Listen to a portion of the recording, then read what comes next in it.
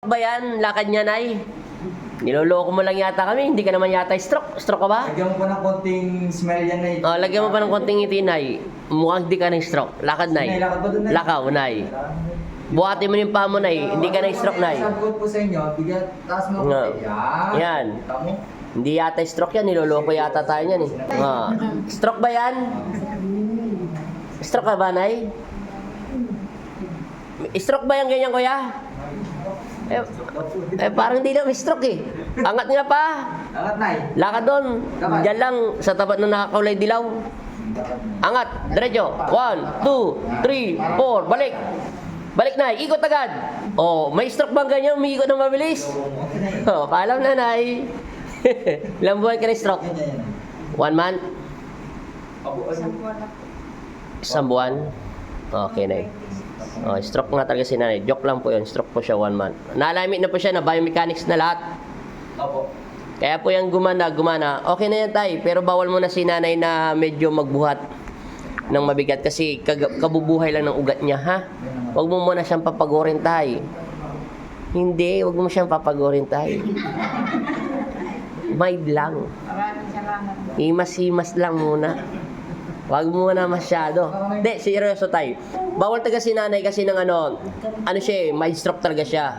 Kabubuhay lang ng mga ugat niya ni Papa Jesus. Siyempre, natural lang naman yan, baka mabinat.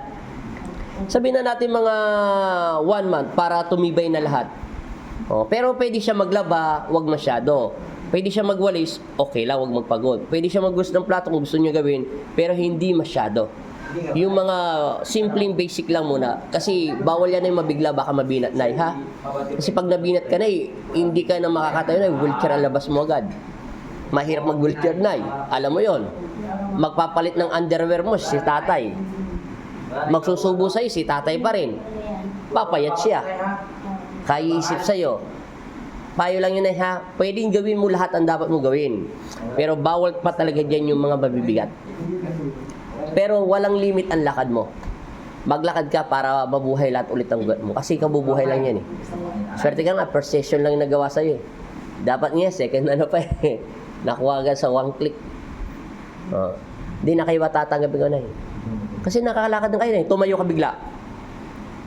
Huwag kang umawak. Upo. Pukpok ang paa. Pupok, Nay, pupok. Tayo. Lakad. Bilisan mo maglakad, Nay. Huwag ka matao, Nay. Iba na yung katulad kanina. Tapos bigla ka mo doon sa tabi ni tatay. Nay, upo doon. Sige, Nay. Upo agad.